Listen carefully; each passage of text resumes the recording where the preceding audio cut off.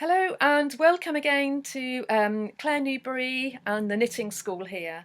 Okay, so today we're going to be looking at using the holding technique. We're back on the Knitmaster 360, so we'll be utilising the Russell levers and we'll be putting those through their paces, and I'll be showing you how to do a few decorative techniques to get you going and getting confident with this part of the knitting machine, or this part of the carriage actually.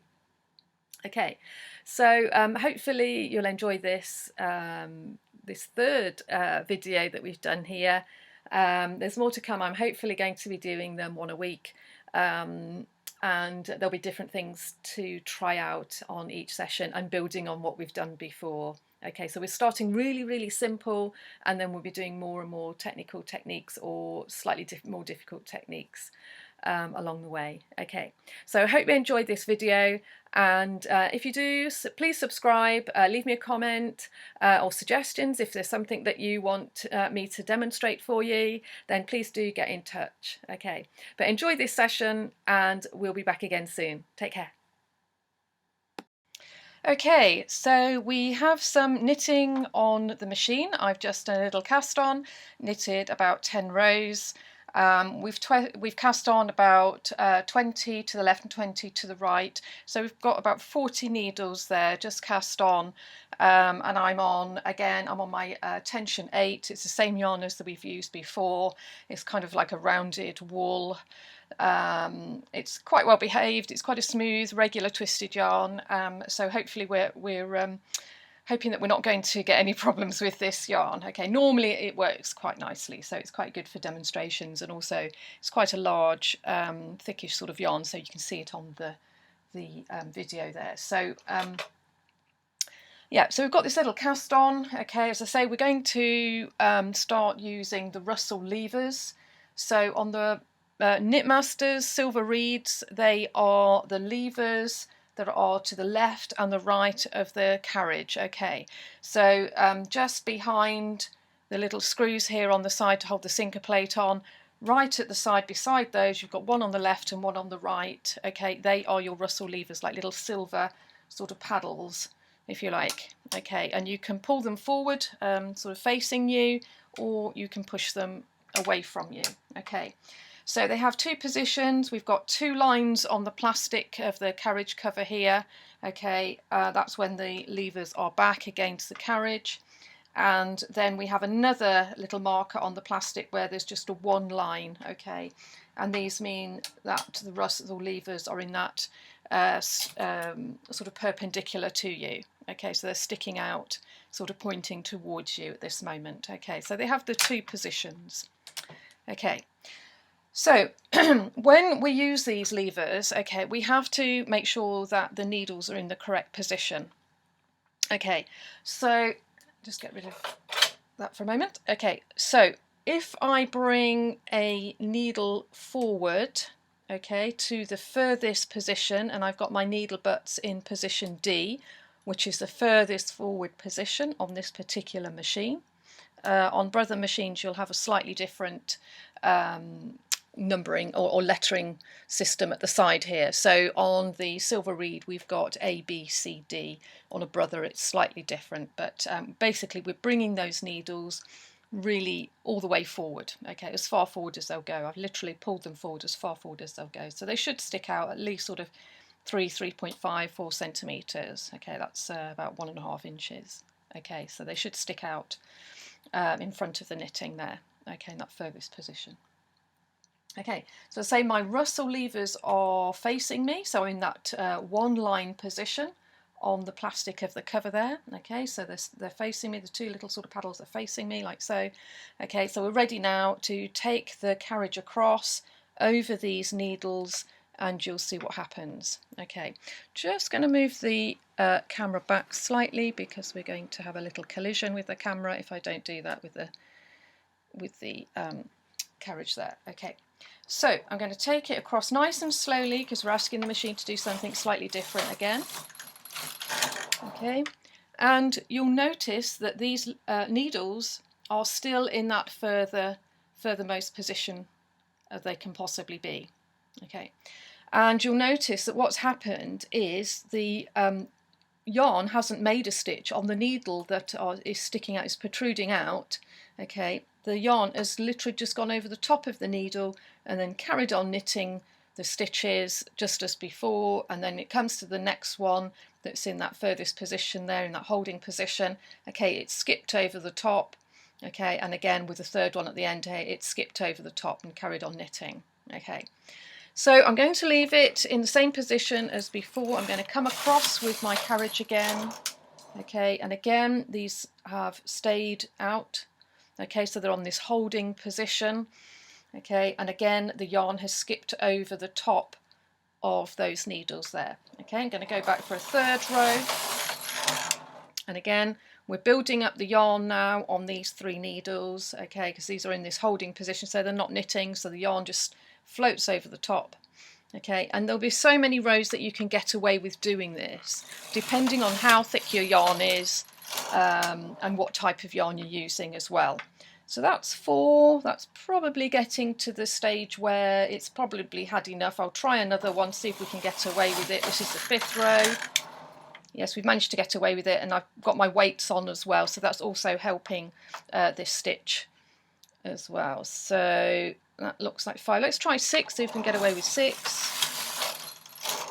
Yeah, we're right on the limit here, and I can see that the stitches on the needles that are either side of the holding needle there, that stitch that's in that fully forward position, the stitches either side there are almost lifting off, they're almost rolling off the needles there. So that's probably time to stop. Okay, but depending on your yarn, you'll get away with 3, 4, 5 or 6, sometimes 8 rows where you haven't got to intervene and do anything, and it will kind of just skip across those needles that are sticking out there and knit quite happily. Okay, but there will be a limit to what you can do there. So we're going to stop there, and what I'm going to do is push these Russell levers, the one on the left and the right, back against the plastic carriage cover there, and the levers are now against the 2 mark on the Russell lever mark there. Okay, and those are both fully back against the carriage there. So again, now very nice and gently come across, because there's a lot going on those needles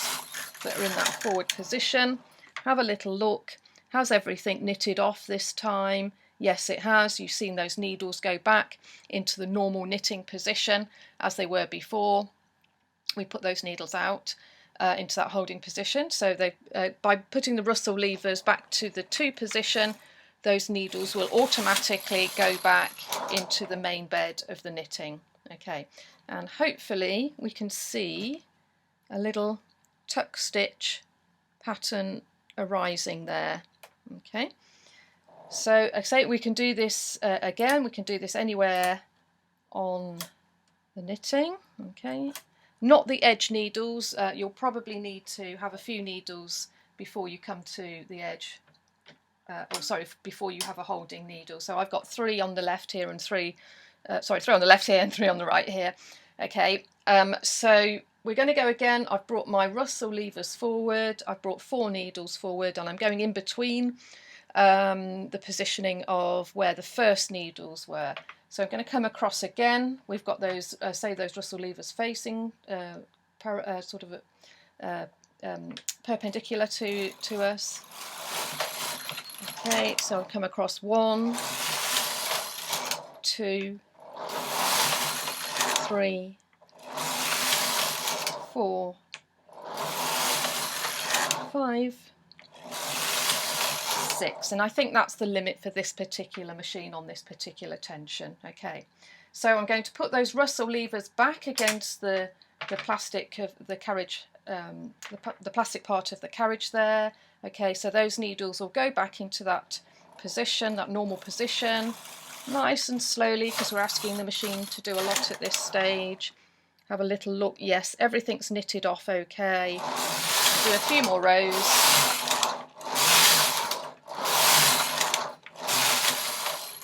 Okay, whoops, we've got a bit of a yarn tangle there. Okay, that's got caught on the brushes underneath at some point. Okay. So just do have to watch that. That just escaped me there. Okay, so we do have a little bit of extra thread hanging down there, but not to worry, it's not affecting the pattern. Okay, so let's do one in between again. So we're going to stagger them again. So I'm going to bring the 3 sort of near the original needles that we brought out into the holding position. I think I've got the right ones there. Maybe that one needs to move over one. I'm just going to pop that back and bring out the original needle that we had when I first started this. Okay, so we're back to where we were at the beginning here. So we're back to repeating this section here. So I've brought those needles out all the way forward. Okay. The Russell levers I've brought again sort of facing us, so they're perpendicular to us again. Okay, so they're in that 1 position. And again, nice and gently come across. 1, 2, 3, 4, 5, 6. Okay, so that's plenty there, that's enough there. So I'm pushing those Russell levers against the carriage again. So we're on the 2 position of the Russell lever there. Those needles are going to go back and knit. And they have done. Okay, and have a little look, just check everything's knitted off okay, which it has done. Bring the carriage across a few more times. And there, hopefully we can see the little pattern forming there. There's like little tuck stitches. So these are where we had those stitches in the hole, or the needle in the hold position, the yarn sort of floated over the top, and if you count those there'd be 6 there. And then that little V shape, I don't know whether you can see that, is the stitch that's knitted it off. Okay, so that when I put the Russell levers back to the 2 position, okay, that'll knit everything off cleanly and take the needles back to the original position. Okay, so that's the first thing to try. And again, you can have as many as you like happening. I would leave maybe 2 or 3 needles in between each section where you're doing that little decorative tuck stitch shape. And also don't go too near the edges with it, but basically you see what you can get away with your particular yarn.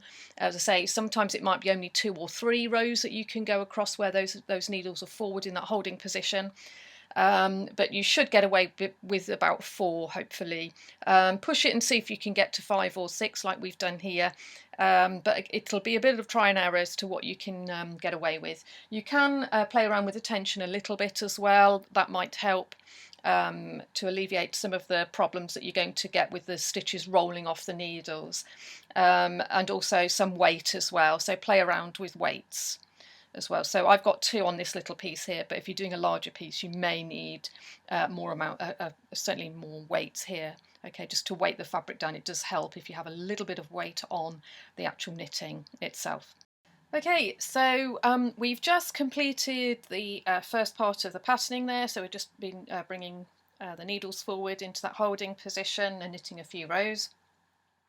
This time what we're going to do is very similar, but we're going to bring in a second colour. Okay, so I have another yarn. It's pretty much the same yarn, it's the same count, it's the same thickness as the pink yarn that we're using here.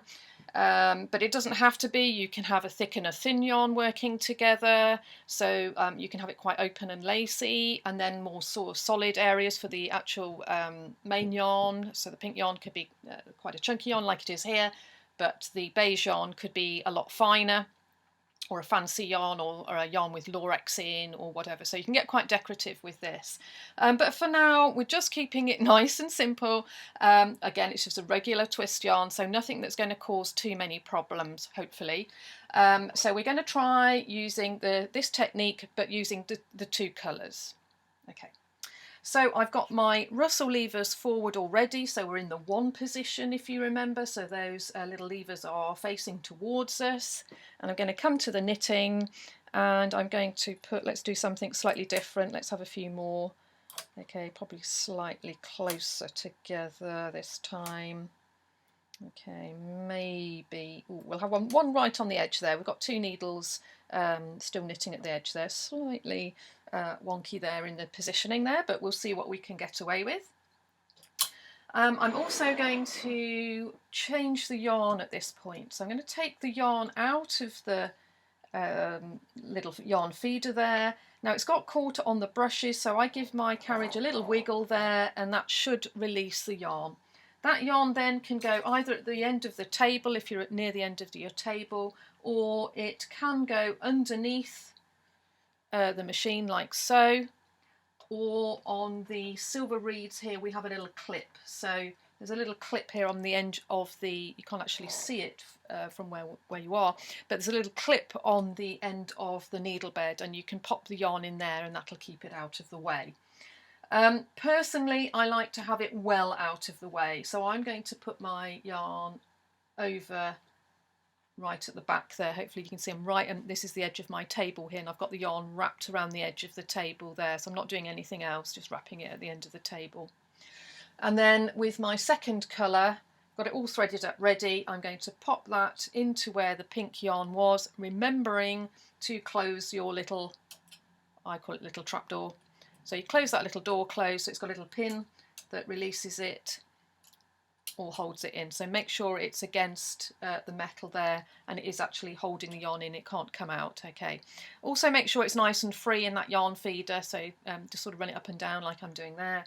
Now you can either hold on to the yarn, the end of the yarn here, with my left hand, okay, or you can tie it to the clamp at the side here.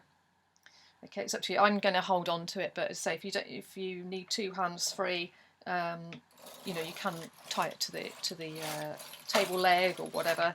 Okay, so I've come across, okay, with this new yarn. I've done exactly the same thing. I've got more needles forward this time, and we know that we can get away with about 6, so I'm going to try for 6 again. It's 2, 3, 4,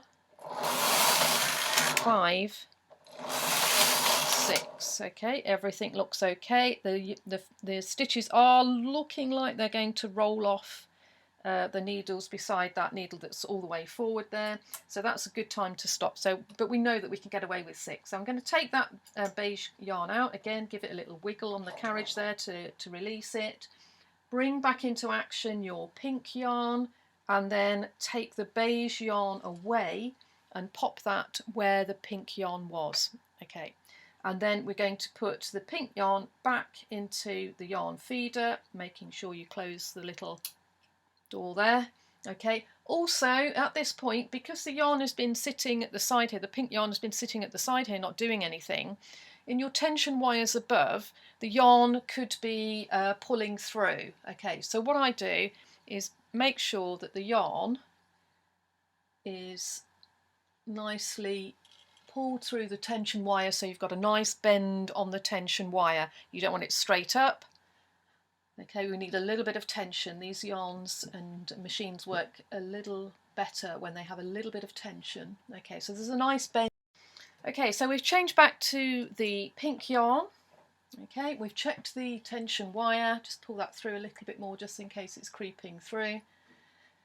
Okay, and we need to put those Russell levers back to the 2 position. So again, against the plastic of the machine. So all of those needles that are in that position forward, okay, those are all going to go back and knit, and we're going to get our first row in the pink yarn. Okay, at this point as well, I'm going to move the weights up slightly.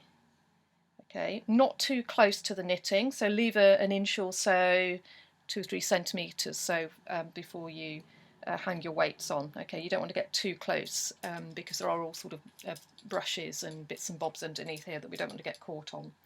Okay, so we're ready to go. I'm going to give that a little tug down, just make sure everything's going to knit off okay. I'm going to come across, and these needles will go back and knit, and that should be our first row of pink. Yes, okay.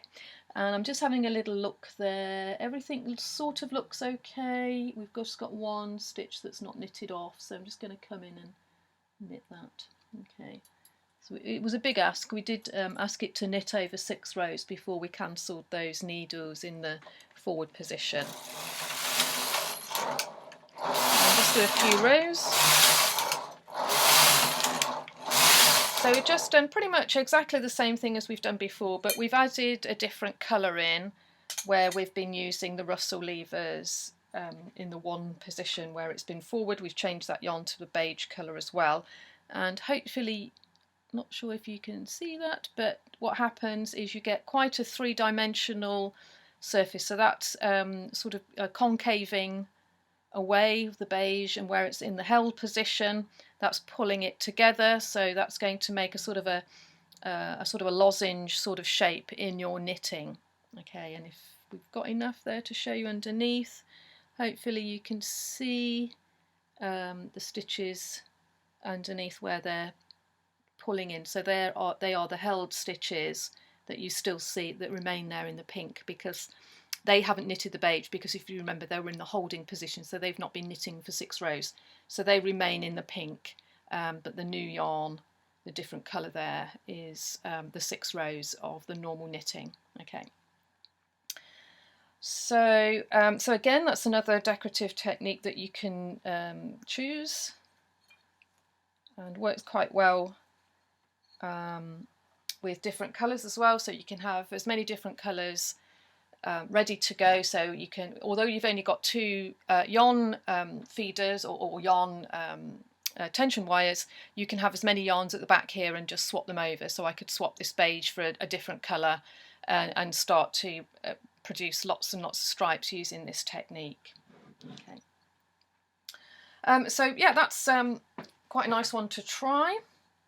So 2 quite simple techniques there to have a go with. So now what I'm going to do is I'm going to change to the beige colour. Okay, so swapping those 2 yarns over like we did before, making sure if you do get a little sort of twist in the yarn, there's like a little crossover there, do make sure it's against the knitting rather than up above here, above your head.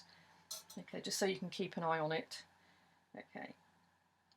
So I'm just popping that second colour in, and you can see there's a bit of a washing line here, so we need to put a bit of extra tension on the wires because it's sat there doing nothing for a little bit. So I'm pulling that back through the tension wire and winding that extra yarn back onto the comb. So it's just crept through as we were knitting in the pink there. So it's always worth having a little look.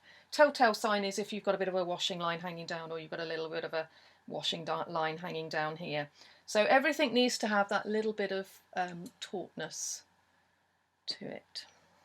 Okay, so this time we're going to look at, again, it can be a decorative technique, but we also can use it if we're doing shoulders. So if we want to slope on a shoulder, or we want to change the angle of the knitting for whatever reason. Okay, so it's sometimes called short row knitting. Okay, sometimes just called the holding technique. If you're in industry, we call it flechage. Okay, so that's basically, they're all kind of meaning the same thing. Okay, so what we're going to do is knit on more rows on one side of the knitting than we are on the other side. So one side we're going to knit a smaller amount, and then on the other side we're going to knit a larger amount. Okay, so we're going to build that up using short rows. So we're not going to knit all the way across. We're going to come across and then come back, and then reduce the amount of needles that we're actually knitting on, so one side will grow more than the other. Okay, but I'll explain that a bit more fully as we go along. Okay, so we need those Russell levers in the 1 position, marker on the plastic there, so they're the levers that are facing towards us. Okay, and on the opposite side to the carriage, so my carriage is on the right, so I'm coming to the left of my knitting. Okay, and I'm going to bring, you can bring as many needles forward as you like, to be honest with you, but I usually start by bringing 2 needles forward on the left hand side of my knitting, or the opposite side to what the carriage is on. So my carriage is on the right, so I come to the left of my knitting, and I'm bringing those needles all the way forward again, so the needle butts are in line with D on the needle bed. Okay, I've changed the yarn, so you should see a definite change in the knitting here as well. It should show up. So again, nice and gently, just have a little double check because I've been talking, making sure that wire is nice and taut. We don't want any washing lines hanging down. Okay, so I come across 1. Okay, and you can see that the needles remain out because we're on the 1 position on the Russell lever there. Okay, and that remains like that throughout this section. So that's 1 row. I come back and knit another row. Okay, bringing forward another 2 needles on the left hand side. Okay, so now I have 4 needles in that holding position, and again come across. Oops, make sure that isn't getting, the brush is getting caught under the yarn there. One, oop, we've got caught again. So that's one, that's not going to affect the sample, so I'll just tie it out of the way. And 2, that's basically where the yarn is getting caught around the brushes underneath. Okay, so we do need to make sure that that is nice and taut. Maybe tighten up here again. Actually, oh, we're only on 2, so I've brought it up to about 5, so that should alleviate that problem a little bit. As very, very common actually when you first start knitting, is to get those sort of loops of yarn getting caught at the side here. Okay, so we've come back, so I'm going to bring another 2 needles on the left hand side here into that holding position there. I'm not changing anything. And across. Okay, and then another 2, and so on. Okay, if you want to be a little bit probably a little bit more professional with this technique, if you don't want a gap forming, so where we've brought those 2 needles forward and knitted 2 rows, you will get a little tiny eyelet coming. You can either use that as a decorative technique, or what you can do is intervene, and I'll show you what to do. So we've brought those 2 needles forward again on the left, we're ready to go with the carriage. Make sure that that yarn isn't misbehaving there. Okay, so now this time what I'm doing is I'm wrapping the yarn under that needle on the end there. So the yarn is coming up between the end needle and the next one to it. Okay, so the yarn has come underneath, I've put it underneath and I've popped it up in that between the needle on the right hand side here and the next one to it. Okay, and then you just lay the yarn back again over the needles. Okay, and then you come back again to form the second row. Okay, so once again I'm going to bring those 2 needles forward, knit the 1 row, intervene by wrapping that yarn underneath the first needle on the right there, making sure it's not making a little washing line there, and then I'm coming back. And again I'm going to bring 2 needles forward, knit 1 row, put the yarn underneath that first needle, lay it across the top. Okay, make sure everything's nice and tight, come back to knit that second row. Okay, so once more, forward, knit a row, pull the yarn underneath that first needle on the right. Okay, and it just pops up and lays over the rest of the needles, and there's your second row. Okay, so I'm going to do that, carry on doing that, and I'm going to come back when we've come to the end. Okay, so we've knitted all of those needles, well, we've knitted 2 rows and brought 2 needles forward. Yarn goes under that end needle when we've done the first row, then the second row we knit back. So they're the 2 rows. Okay, so we've done that all the way along, okay, until we've got the last 2 here.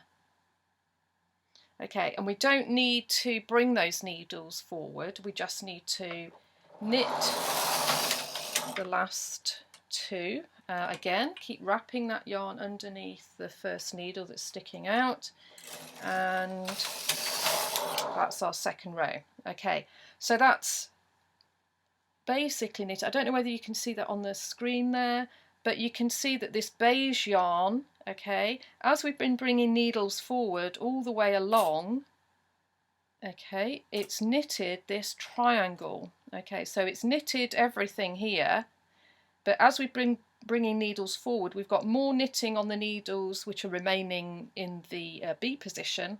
Okay, but as we've brought needles forward and knitted 2 rows and brought needles forward and knitted 2 rows, and we've done that all the way along until we get to the end too, okay, we end up with this kind of wedge shape. Okay, so it'll always be smaller on the left hand side if your carriage is on the right. It'll be the opposite way round if you start with your carriage on the right. sorry, on the left, okay, and then bring the needles forward on the right hand side. Okay, so you will get a mirror image if your carriage starts on the opposite side. Okay, so you can quite easily do this in mirror image setup. Okay, so we've had enough of that. We've come across, we've knitted our sort of wedge shape there. Okay, and now I've put those Russell levers back against the plastic, so against the 2 mark, the 2 line mark, and I'm also going to change my yarn, give that yarn a little wiggle, give the carriage a little wiggle. Okay, come in with your pink yarn, pop the beige yarn out of the way, yarn goes back into the yarn feeder, close the little door there, and again just make sure that, just going to tighten it up there as well, make sure that pink yarn isn't hanging like a washing line, so make sure there's a bit of tautness on that yarn. Okay, so what's going to happen now, because my Russell levers are against the carriage here in that 2 position, those needles are going to go back to the normal working position. Okay, so I'm just keeping an eye on that pink yarn because it's floating around there. Nice and gently. Okay. Okay, and everything's knitted off. Okay. Now, I don't know whether you'll be able to pick this up. Yes, I think you may be able to pick this up. So where we didn't wrap the yarn under that end needle, we've got a little eyelet coming here. So where I'm just got my transfer tool there, there's a little eyelet. It's not as pronounced as the eyelets that we did before, but there is a definite little eyelet. There's another one there, another one there, another one there. And then here, this is where we wrapped that end, or the yarn round that end needle, if you remember. Okay, and that's got rid of that little eyelet there. It's very, very small. You still see a little bit of one, but it is very, very small. Okay, so although you can use it as a little decorative technique to bring eyelets into your work, a little bit more sort of dainty, or if you want more of a solid colour, then you will have to intervene by wrapping that yarn around that end needle before you come back with the Russell needles in that holding position. Okay, so you can, hopefully you can see that sort of triangle shape, that wedge shape that we've knitted there. Okay, and as I say, we use that for things like shoulder shaping. We also, well, I've used it quite a lot for decorative technique. In the industry, we use this technique as what we call a flechage technique, where we can stripe this through. We can do all sorts of different things, but the basic technique is what I've just shown you there. And once you know that technique, you can play around with doing a mirror image, so the carriage on the other side, doing exactly the same thing, but everything sort of the other way around. So you can get these sort of undulating sort of shapes coming in with your knitting, and as I say, you can stripe in there. You can still do all the things that we've done before, but it will just be on a section rather than the whole knitting. Okay, so you can see it's actually given almost. It gives, when you bring 2 needles forward, it almost gives you a right angle. Okay, but you don't have to bring 2 needles forward. What you can try is bringing 1 needle forward and knitting 2 rows and still wrapping the yarn around that 1 needle that you've brought forward. Or you could try bringing, say, 6 needles forward and wrapping the yarn around the end needle of the 6. And that'll change the angle that you get here. So bringing 2 needles forward and knitting 2 rows gives you roughly a right angle, very, very roughly a right angle, depending on your yarn and your tension, etc. But if you bring less needles forward, okay, you'll get a sharper angle because there'll be more knitting going on, because it's going to take you longer to get to the needles on this end in holding position. So it's a good one to have a little play with and a little practice. But do start with the little tuck stitches. You try them in the 2 colour and also in the single colour ones as well. Try thick and thin yarns, that works quite nicely, as well as little decorative technique. And yeah, it's just getting to know some of the levers and what your machine is capable of. Yeah, so a good one when you feel a little bit more confident, you've done those eyelets and you've maybe had a little play with some stripes and that sort of thing. Start to do some short row knitting, so the flechage knitting. Okay, so that was using the Russell levers on the Knitmaster machines. Also Silver Reed have the same Russell lever system. Brother's slightly different, so I'm going to have to do a different demo for you brother people. So don't worry, you won't be left out. But do join us again. As I say, we're trying to do a video recording each week. So I'll be doing a different technique each week, showing you some, starting from quite basic and getting a little bit more intricate as we go along. Okay, so if you like what you've seen today, please subscribe and check in again soon, see what we're up to at the Newberry Knitting School. Okay, take care and see you soon. Bye bye.